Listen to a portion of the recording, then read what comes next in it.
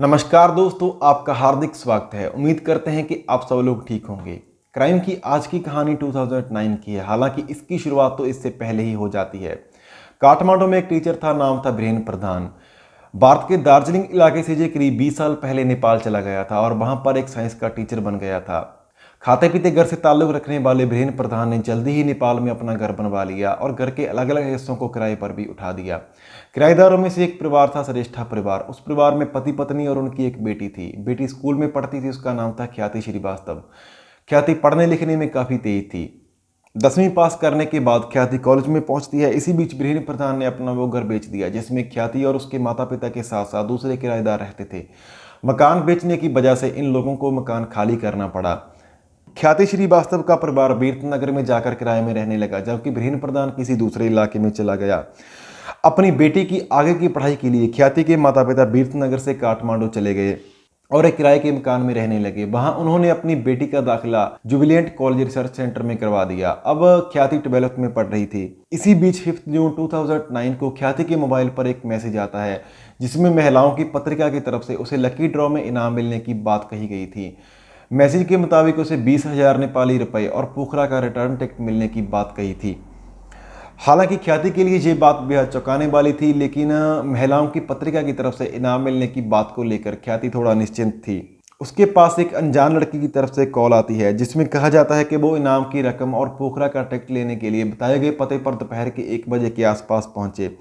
ख्याति अपने माता पिता की इकलौती बेटी थी। अपनी बेटी को 20,000 रुपये और पोखरा का रिटर्न टिकट मिलने की बात को लेकर ख्याति के माता पिता बहुत खुश थे। ख्याति अपने नौकर राम के साथ उस पते पर निकल जाती है। राम उसे वहां पर पहुंचाने के बाद घर वापस आ जाता है। वहां पर जाने के बाद ख्याति की मुलाकात एक लड़की से होती है जो खुद को एक मैगजीन की प्रतिनिधि बताती है और इनाम के लिए औपचारिकता पूरी करने का हवाला देकर ख्याति को एक अपार्टमेंट में ले जाती है। अपार्टमेंट में पहुंचने के बाद ख्याति वहां पर एक शख्स को देखकर बेहद हैरान हो जाती है। वो शख्स कोई और नहीं बल्कि बीरेन प्रधान ही था, जो कुछ वक्त पहले तक ख्याति का मकान मालिक हुआ करता था और ख्याति उसे अंकल कहकर बुलाती थी। बीरेन भी ख्याति को देखकर चौंकने का नाटक करता है। थोड़ी बातचीत के बाद वो उसको कोल्ड ड्रिंक ऑफर करता है। लिहाजा ख्याति उसको पहले से जानती थी, इसलिए वो उसकी दी गई कोल्ड ड्रिंक को बेहिचक पी लेती है। लेकिन कोल्ड ड्रिंक पीने के बाद ख्याति बेहोश हो जाती है क्योंकि उसमें बेहोशी की दवा मिली हुई थी। इसके बाद ख्याति का कुछ पता नहीं चलता। उधर वक्त गुजरता जा रहा था। दोपहर से शाम होगी लेकिन ख्याति घर वापस नहीं लौटी तो उसके माता पिता को चिंता होने लगी। अपनी बेटी को ढूंढने के लिए वो इधर उधर भटकने लगते हैं। तभी शाम के वक्त ख्याति के पिता के मोबाइल पर एक मैसेज आता है जिसको पढ़ने के बाद उनके पैरों तले से जमीन खिसक जाती है। मैसेज में लिखा था कि उन लोगों ने उनकी बेटी को किडनैप कर लिया है और उसकी सही सलामत वापसी के लिए 10 लाख नेपाली रुपयों की मांग करते हैं। लेकिन ख्याति के पिता मैसेज का अगला हिस्सा पढ़कर बुरी तरह से चौंक जाते हैं क्योंकि उसमें साफ साफ लिखा था कि अगर उन लोगों ने इस बारे में पुलिस को बताया तो ख्याति जिंदा नहीं बचेगी। अपनी इकलौती बेटी के लिए इस तरह अगवा किए जाने की खबर को सुनकर ख्याति के घबराए हुए पिता अपनी पत्नी से बात करते हैं।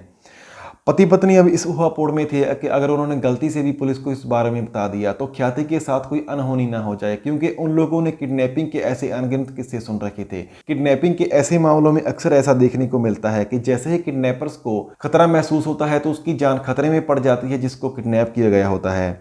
लिहाजा पति पत्नी तय करते हैं कि वो इसके बारे में पुलिस को नहीं बताएंगे, बल्कि वो 10 लाख रुपए का इंतजाम करने में जुट जाते हैं, क्योंकि मैसेज में लिखा था कि 10 लाख रुपए का इंतजाम करने के बाद उनको आगे का रास्ता बताया जाएगा। अगले रोज सुबह ख्याति के पिता को एक और मैसेज मिलता है। उस मैसेज के मुताबिक ख्याति के माता पिता को पैसों के साथ एक जगह बुटबाल पहुंचने का निर्देश दिया जाता है। जैसे ही ख्याति के घर वाले बुटबाल पहुंचते हैं तो उन्हें फिर से एक मैसेज मिलता है जिसके जरिए बताया जाता है कि बुटबाल की जगह ये लोग चितवन पहुंचे। जैसे ही ये लोग चितवन पहुंचते हैं वहां उन्हें फिर से एक मैसेज मिलता है जिसमें कहा गया था कि अब वो लोग सनौली पहुंचे। ये लोग सनौली पहुंचते हैं। इस मैसेज में एक बात साफ तौर पर लिखी गई थी कि फिरौती की रकम लेकर सिर्फ ख्याति की मां आएगी, उनके पिता को आने की जरूरत नहीं है। मां अपने नौकर राम को साथ लेकर फिरौती के 10 लाख रुपए लेकर जगह जगह घूमती है, लेकिन उसको एक जगह से दूसरी जगह जाने का मैसेज मिलता रहता है। सनौली पहुंचने के बाद ख्याति की मां को फिर से एक मैसेज मिलता है कि आप लोग दार्जिलिंग पहुंचिए। ये लोग बॉर्डर पार करके दार्जिलिंग पहुंचते हैं तो उन्हें फिर से एक मैसेज मिलता है कि आप लोग काकर बेटा पहुंचिए। जैसे ही ये लोग काकरबिट्टा पहुंचते हैं तो इन्हें फिर से एक मैसेज मिलता है, जिस मैसेज में लिखा गया था कि इस दिए गए होटल के पते पर पहुंचिए, वहां आपसे एक शख्स मिलेगा। ख्याति की मां दिए गए होटल के पते पर पहुंचती है तो वहां उनकी नजर बृहन प्रधान पर पड़ती है। वो सोचती है, लेकिन फिर उन्हें एक मैसेज मिलता है और कहा जाता है कि आप नौकर राम को पैसों का बैग देकर होटल के एक खास हिस्से में भेजिए। इस मैसेज में साफ साफ लिखा था कि उनको खुद को आने की जरूरत नहीं है।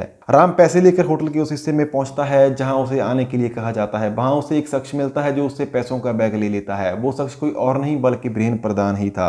राम पैसे देकर लौट आता है। अब ख्याति की मां को ये उम्मीद हो जाती है कि पैसे दे दिए हैं तो उनकी बेटी वापस लौट आएगी। यही सोचते सोचते ख्याति की मां और नौकर राम वापस काठमांडू चले जाते हैं। अब उनके पास सिवाय इंतजार के कुछ भी नहीं बचा था। पूरा दिन निकल जाता है, सुबह से शाम और शाम से रात हो जाती है, लेकिन ख्याति की कोई भी खबर नहीं मिलती। चौंकाने वाली बात यह थी कि जिस नंबर से अभी तक मैसेज आ रहे थे, पैसे मिलने के बाद उस नंबर से भी मैसेज आने बंद हो जाते हैं।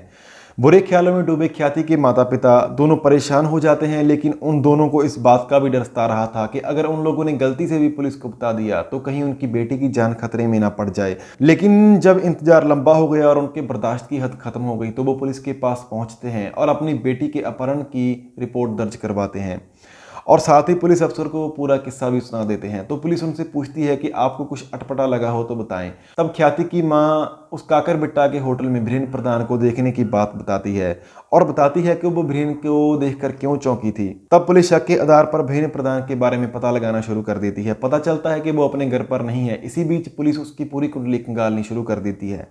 दिन गुजरते जा रहे थे। ख्याति के माता पिता का रो रो कर बुरा हाल था, लेकिन पुलिस की दौड़भाग भी खाली जाती दिखाई दे रही थी। इसी बीच पुलिस को अलग अलग इलाकों से इंसानी जिस्म के टुकड़े मिलने की खबरें सामने आती हैं। हैरानी की बात यह थी कि इंसानों की लाश के टुकड़े काठमांडू के दूर दूर जंगली इलाकों में से मिल रहे थे। कहीं हाथ के 2 टुकड़े मिल रहे थे तो कहीं पैर के 3। पुलिस इन टुकड़ों को समेटती रहती है। ख्याति को लापता हुए 15 दिन बीत चुके थे। तभी राहगीरों से पुलिस को पता चलता है कि वहां पर एक इंसानी खोपड़ी है। वो पूरी तरह से गल चुकी थी और उससे इंसान की पहचान करना मुमकिन नहीं था। पुलिस उस सिर को भी दूसरे इंसानी लाश के टुकड़ों की तरह उठाकर रख लेती है। इसी बीच पुलिस को मुखबर के जरिए बृहन प्रधान का ठिकाना पता चलता है। वो दाविश डालकर बृहन प्रधान को उठा लेते हैं। पुलिस के पकड़ में आने के बाद बृहन प्रधान को उनके सवालों के जवाब देने थे। बृहन प्रधान पुलिस के कुछ सवालों के जवाब तो दे देता है, लेकिन जब उससे पूछा जाता है कि वो काकरबिट्टा में उस होटल में क्या कर रहा था और क्यों गया था, वो इस सवाल का जवाब नहीं दे पाता। इस मामले की तफ्तीश नेपाल पुलिस की क्राइम ब्रांच को सौंप दी जाती है। क्राइम ब्रांच बृहन प्रधान से सख्ती से पूछताछ करती है। उनकी सख्ती बृहन प्रधान नहीं झेल पाता और आखिरकार टूट जाता है और वो कहानी सामने आती है जिसने पूरे नेपाल को दहला कर रख दिया। असल में बृहन प्रधान पैसे वाले परिवार से था और काठमांडू में साइंस का टीचर भी था और अपना घर बनवाकर घर के अलग अलग हिस्सों को किराए पर भी उठा रखा था, लिहाजा उसकी अच्छी खासी कमाई हो रही थी।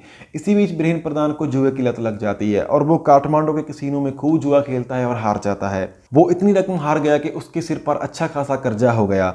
उस कर्ज से छुटकारा पाने के लिए ही बृहन ने काठमांडू का अपना घर बेचा था और किराए के मकान में रहने लग गया था, मगर उसका कर्ज फिर भी नहीं उतरा।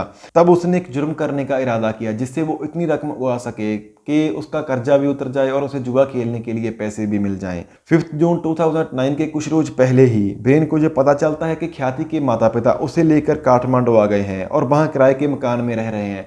लिहाजा बृहन प्रधान उनसे मिलने के लिए उनके घर पर जाता है। तो वहीं उसको पता चलता है कि ख्याति के माता पिता ने अपनी बेटी को लेकर बड़े बड़े सपने पाल रखे हैं। क्योंकि वो पढ़ने लिखने में तेज थी, लिहाजा उसके माता पिता ने उसको विदेश में पढ़ाने का भी सोच रखा था और इसके लिए उन्होंने अपनी जायदाद भी बेच दी थी। बृहन प्रधान को जब ये पता चला कि ख्याति के माता पिता के पास अच्छी खासी रकम मौजूद है तो उसके दिमाग में एक साजिश की बुनियाद पड़ती है। तब उसने फिरौती के लिए ख्याति को किडनैप करने का प्लान बनाया। बृहन की इस साजिश में उसकी एक स्टूडेंट भी शामिल थी। इत्तेफाक से वो स्टूडेंट भी 18 से 19 साल की ही थी। वो उसी स्कूल में पढ़ती थी जहां बृहन पढ़ाता था। पैसों का लालच देकर उसने उस लड़की को अपने साथ मिला लिया था। तब फोन करने के लिए बृहन ने उसी लड़की का इस्तेमाल किया। मेरीना ने ही 5 जून 2009 को ख्याति को फोन करके उसे इनाम जीतने की खबर दी थी और उसे फोन करके अपने पास बुलाया था।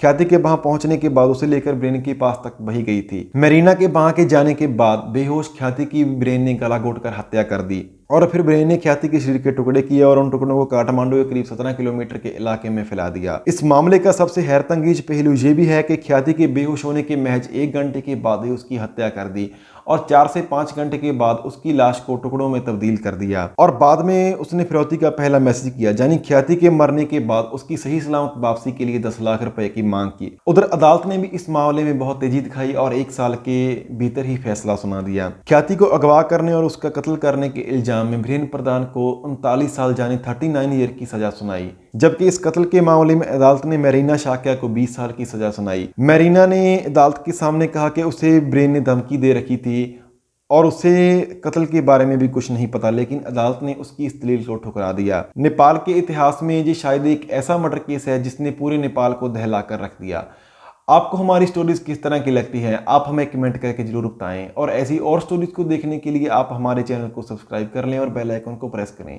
हम मिलते हैं आपको एक नई कहानी के साथ, तब तक के लिए नमस्कार।